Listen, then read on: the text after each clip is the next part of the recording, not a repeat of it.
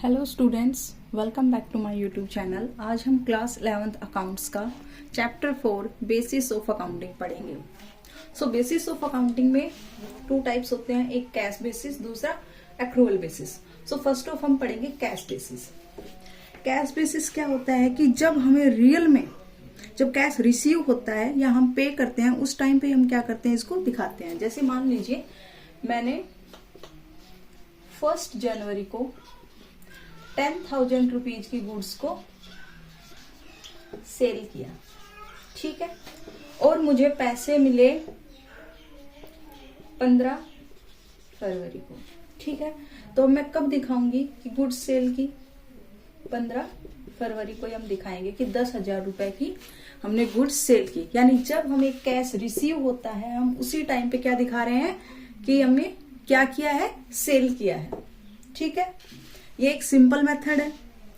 इसके फायदे अगर बात करें तो सबसे पहले क्या है कि ये एकदम सिंपल मेथड है, यानी जब हमें कैश मिला तभी हम दिखाएंगे कि हमारे पास से 10,000 की गुड्स को हमने सेल किया, ठीक है। और जो छोटे बिजनेस होते हैं उनके लिए ये बेटर चॉइस है कैश बेसिस ऑफ अकाउंटिंग करना, यानी ये छोटे बिजनेस के लिए है और दूसरा ये एक सिंपल मेथड है।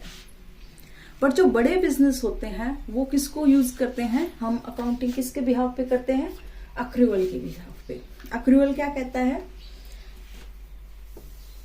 जैसे हमने 1 जनवरी को 10,000 रुपीज की सेल कर दी, ठीक है। अब हमें पैसे मिले 15 फरवरी। तो जब हमने सेल करी उसी दिन हम क्या कर लेंगे, रिकॉर्ड कर लेंगे, चाहे हमें कैश मिला हो या ना मिला हो, ठीक है। यानी जैसे ही हमने सेल कर दिया हम उसको तुरंत क्या कर लेंगे, अपनी अकाउंट्स में रिकॉर्ड कर लेंगे, बुक्स में तुरंत उसको रिकॉर्ड कर लेंगे और क्या दिखाएंगे कि 1 जनवरी को हमने 10,000 रुपीज की गुड्स को सेल कर दिया। ये हमारी अक्रूअल बेसिस। आई होप आपको समझ में आया होगा।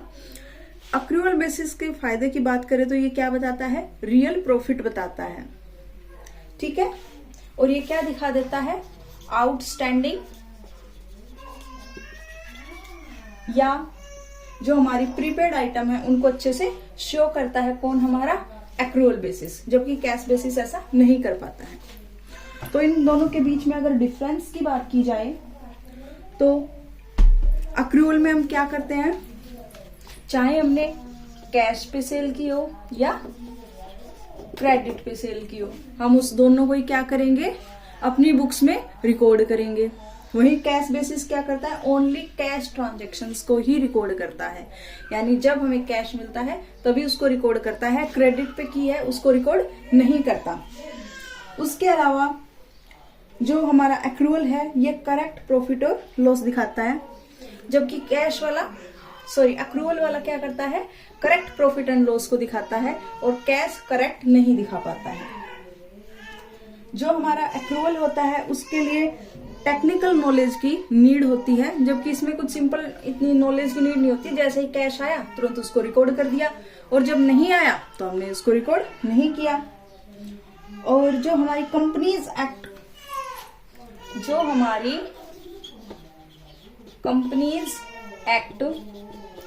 2013 है वो किसको मानती है, अक्रूअल बेसिस को, ठीक है, इसको नहीं मानती, ठीक है।